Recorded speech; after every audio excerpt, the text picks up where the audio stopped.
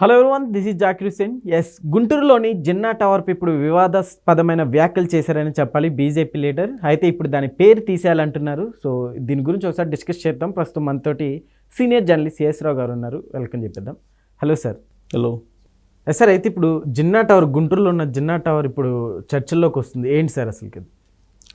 BJP వాళ్ళు ఒక stand, ఏం స్టాండ్ తీసుకున్నారంటే భారత సంస్కృతి సాంప్రదాయాల మీద పూర్వపు ముస్లిం రాజులు, నవాబులు దాడి చేశారు.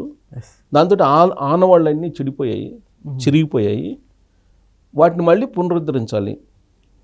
బుక్స్లో కూడా ఔరంగజేబు గురించి లేదంటే అక్బర్ గురించి ఇవి అవసరమా భారతీయ విద్యార్థులకి అనేటువంటి కాన్సెప్ట్లో వాళ్ళు మొదటి నుంచి చెప్తూ ఉన్నారు. ఆ క్రమంలో పాఠ్యపుస్తకాలను కూడా మార్చేస్తున్నారు. ఓకే. ఇప్పుడు బీజేపీ వచ్చిన తర్వాత పాఠ్యపుస్తకాల్లో కూడా చాలా మార్పు వచ్చింది. అసలు భగవద్గీతను ఒక పాఠ్యాంశంగా మార్చాలి అనేటువంటి ఆలోచన కూడా బీజేపీలో ఉంది. ఓకే. భగవద్గీత చదివితే భగవద్గీతలో ఉండే సారాంశాన్ని అర్థం చేసుకుంటే ప్రతి భారతీయుడు కొన్ని విలువలతోటి కూడినటువంటి జీవితాన్ని గడుపుతారు అనేటువంటి స్థిరమైనటువంటి అభిప్రాయంతో బీజేపీ వాళ్ళు ఉన్నారు. ఓకే. సో అందులో భాగంగా దేశవ్యాప్తంగా కూడా ఈ పూర్వపు ముస్లిం రాజులు ఎవరైతే ఉన్నారో వాళ్ళ పేర్లు మార్చుకుంటూ వస్తున్నారు. ఈవెన్ ప్రతి చోట కూడా ఇప్పుడు ఈవెన్ హైదరాబాద్కి కూడా పేరు మారుస్తామని చెప్పి అంటున్నారు. బండి సంజయ్ గారు అనేక సందర్భాల్లో చెప్పారు, మేము అధికారంలో రాగానే హైదరాబాద్ని భాగ్యనగరం కింద మార్చేస్తామని చెప్పి. ఓకే. అసలు హైదరాబాద్ అనేది ముస్లింలకు పెట్టుకున్నట్టు పేరు, మనకెందుకు అది, సో మేము పేరు మారుస్తామని చెప్పి భాగ్యలక్ష్మి టెంపుల్ దగ్గరికి వెళ్ళిన ప్రతిసారి ఆయన అదే చెప్తారు, ఓకే భాగ్యనగరం అని మార్చేస్తామని చెప్పి. అలాగే గుంటూరులో జిన్నా టవర్ అని ఒకటి ఉంది. అది ఫేమస్, ఎప్పటి నుంచో జిన్నా టవర్ అని పేరు. ఆ జిన్నా టవర్ పేరుని అనేది మార్చేయాలి. ఓకే. ఆ జిన్నా టవర్ అనేది ఉండకూడదు, ఆ పేర్లే ఉచ్చరించకూడదు. టిప్పు సుల్తాన్ దాని మీద రాయలసీమలో అప్పుడు ఒక ఇది జరిగింది, టిప్పు సుల్తాన్ ఆ విగ్రహం దాని మీద. అలాగే ప్రతి చోట కూడా అలాంటివే జరుగుతున్నాయి, పేర్లు మార్చేసేయాలి అనేటువంటి ఉద్దేశంతో. ఇప్పుడు గుంటూరులో కొత్తగా బీజేపీ అధ్యక్షుడైనటువంటి రాష్ట్ర అధ్యక్షుడైనటువంటి మాధవ్ గారు ఈ జిన్నా టవర్ అంశాన్ని తెర మీదకి తీసుకొచ్చారు. ఏ సందర్భంగా తీసుకొచ్చారు? ఈయన అధ్యక్షుడు అయిన తర్వాత కడప నుంచి తన పర్యటనని ప్రారంభించారు. ఓకే. జిల్లా కేంద్రాలన్నింటిలో పర్యటిస్తూ ఉన్నారు.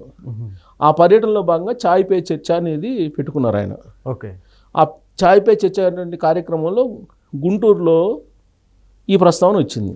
ఓకే. ప్రస్తుతం గుంటూరులో బీజేపీ రాష్ట్ర అధ్యక్షుడు ఉన్నారు. ఆ ఆధ్వర్యంలో జిన్నా టవర్ పేరును మార్చేసేయాలి అని చెప్పి ఇప్పుడు ప్రతిపాదన చేశారు. ఓకే.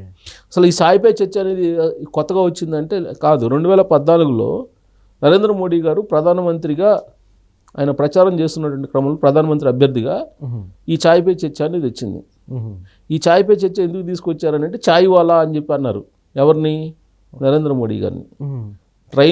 రైళ్లలో ఛాయ్ అమ్ముకునేటువంటి అతను భారత ప్రధానమంత్రి ఏంటి, భారత ప్రధాన అభ్యర్థి ఏంటి అని చెప్పి అప్పట్లో కాంగ్రెస్ వాళ్ళు కొంతమంది విమర్శలు చేస్తే అందుకని చాయ్ పే చర్చ అని పెట్టారు. ప్రతి వాళ్ళు ఛాయ్ తాగుతా ఇది మాట్లాడుకోవాలి అని. అప్పటి నుంచి ఈ చాయ్ పే చర్చ వచ్చింది. ఆ తర్వాత పేట్ పే చర్చ వచ్చింది. ఎవరు? ఉత్తరప్రదేశ్లో రాహుల్ గాంధీ గారు పేట్ పే చర్చ అని వచ్చింది. అది ఫెయిల్ అయింది, అది సక్సెస్ కాల. ఇదంతా చాయ్ పే చర్చ లేదంటే పేట్ పే చర్చ ఇవన్నీ పెట్టింది ఎవరు? ప్రశాంత్ కిషోర్ గారు. ఓకే. ప్రశాంత్ కిషోర్ గారు తగిలించినటువంటి ట్యాక్స్ ఇవన్నీ కూడా, ఇవన్నీ కొంచెం ప్రచారానికి ఉపయోగించుకునేటువంటి అంశాలు. సో ఇదంతా దీని నేపథ్యం ఇదైతే అసలు బీజేపీ అధ్యక్షుడిగా కొత్తగా వచ్చినటువంటి మాధవ్ గారు ఆంధ్రప్రదేశ్లో బీజేపీని కింగ్ మేకర్ చేయాలి, ఇక్కడేమో కింగ్ని చేయాలి అనేది వాళ్ళ బీజేపీ వాళ్ళ యొక్క లక్ష్యం. ఎప్పుడు?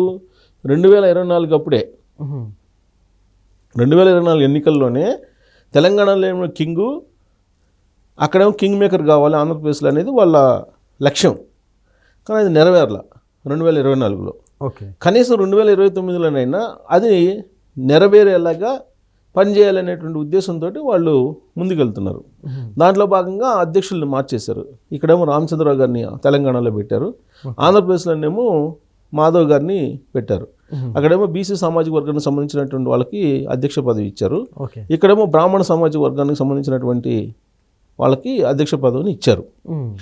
ఇప్పుడు ఈ 2 రాష్ట్రాల్లో ఏ విధంగా కింగ్ కావాలి, కింగ్ మేకర్ కావాలి అనే కాన్సెప్ట్లో వెళ్తున్నారు.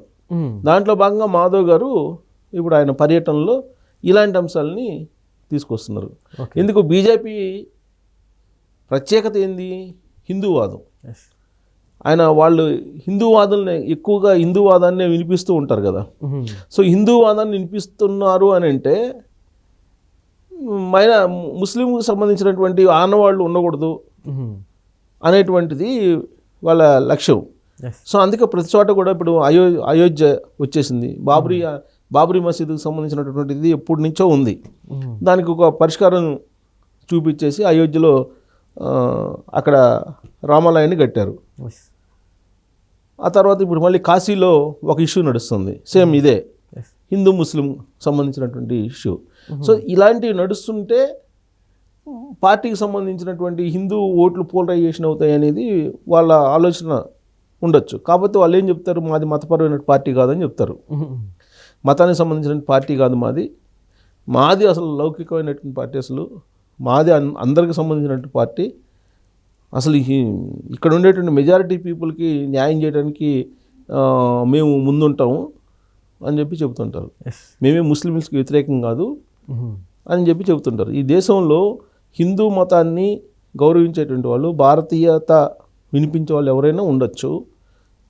కానీ ఎవరైతే హిందూ మతాన్ని వ్యతిరేకిస్తూ దూషిస్తూ ఉన్నారో, లేదంటే ఎవరైతే భారతదేశాన్ని కించపరుస్తున్నారో వాళ్ళు ఉండటానికి లేదు అనేటువంటిది కాన్సెప్ట్ వాళ్ళది. సో ఆ కాన్సెప్ట్లో వెళ్తూ ఉంటారు. దాంట్లో భాగంగా జిన్నా టవర్ని అటాక్ చేస్తున్నారు. ఇప్పుడు జిన్నా టవర్ అనేటువంటి పేరుని, ఆ జిన్నా అనేటువంటి పేరుని తీసేయాలి. ఎందుకంటే ముస్లిం పేరు కదా. సో ఆ జిన్నా అనే పేరు, అసలు జిన్నా అవసరం మనకి? పాకిస్తాన్కు సంబంధించినటువంటి అతని పేరు ఇది జిన్నాది. అది మనకి ఎందుకు అవసరమా? అందుట్లో గుంటూరు సిటీలో మనకు అవసరం, అందుట్లో రాజధాని ఏరియా అది. సో అక్కడ అవసరమా అన్నటువంటి కాన్సెప్ట్ అంటే ఇప్పుడు మాధవ్ గారు కొత్త ఒక ఇష్యూని ఆయన లేవదీశారు. అంతకుముందు కూడా వచ్చింది, అక్కడ గొడవలు కూడా అయినాయి ముస్లిం హిందువుల మధ్య. జిన్నా టవర్ ఇష్యూలో బీజేపీ వాళ్ళు అక్కడికి వచ్చి అక్కడ ఉండేటువంటి జిన్నా టవర్, దాన్ని క్లాక్ టవర్ లాగా ఉంటుంది, దాన్ని ఏదో తీసేయబోతుంటే అప్పుడు ముస్లిమ్స్ వచ్చి ఏదో కొంత ఇరు వర్గాలు కొంత ఘర్షణ జరిగింది గత ప్రభుత్వ సమయంలో. ఇప్పుడు మళ్ళీ అది బయలుదేరింది. సో ఆంధ్రప్రదేశ్లో ఎక్కడెక్కడైతే ముస్లిం పేర్లు ఉన్నాయో వాటన్నిటిని తొలగించేటువంటి కార్యక్రమానికి ఇప్పుడు మాధవ్ గారు శ్రీకారం చుట్టారు. అది గుంటూరు నుంచి జిన్నా టవర్ నుంచి అని చెప్పి అనుకోవాలి. సో అది ఏదో ఒక అంశం అయితే రాజకీయ అంశం కావాలి వాళ్ళకి. బీజేపీకి కావాల్సిన అంశం ఏంటి? హిందూ వ్యతిరేకులు ఎవరైతే ఉన్నారో వాళ్ళని టార్గెట్ చేయటం. సో వాళ్ళని టార్గెట్ చేస్తూ పోతున్నారు. అయితే కూటమిలో ఉన్నారు వాళ్ళు, ప్రభుత్వ పరంగా కూటమిలో ఉన్నారు. సో అందరినీ సమానంగా చూడాలి. కానీ అలా చూడకపోతే నష్టపోతుంది కూటమి. కానీ బీజేపీ వాళ్ళు వాళ్ళ మూల సిద్ధాంతం లేదంటే వాళ్ళ యొక్క అడుగులేంటి? హిందూయేతలను టార్గెట్ చేయటం. సార్ అయితే ఇప్పుడు దీనికి చంద్రబాబు నాయుడు గారు ఓకే చెప్తారా? అంటే ఎందుకంటే చంద్రబాబు నాయుడు గారు ఎన్ని సంవత్సరాల హయాంలో ఎప్పుడు అసలు దీని టాపిక్కే రాలేదు కదా. అందుకే ఇప్పుడు ప్రభుత్వ పరంగా కూటమి ఉంది, ప్రభుత్వ భాగస్వామ్యంలో బీజేపీ ఉంది. కాకపోతే ఇక్కడ ఏం చెప్తారంటే పార్టీ వేరు ప్రభుత్వం వేరు అని చెప్తారు. ఎవరి పార్టీ కార్యక్రమాలు వాళ్ళు చేసుకోవచ్చు, ఎవరి పార్టీ పాలసీల ప్రకారం వాళ్ళు వెళ్ళొచ్చు. దాన్ని ప్రభుత్వానికి మీరు ముడిపెట్టద్దు అని అంటారు. సో కాబట్టి అక్కడ జరిగేటువంటి కార్యక్రమం పార్టీ పరమైన కార్యక్రమం బీజేపీ వాళ్ళది ప్యూర్గా. సో ప్రభుత్వ కార్యక్రమం కాదు.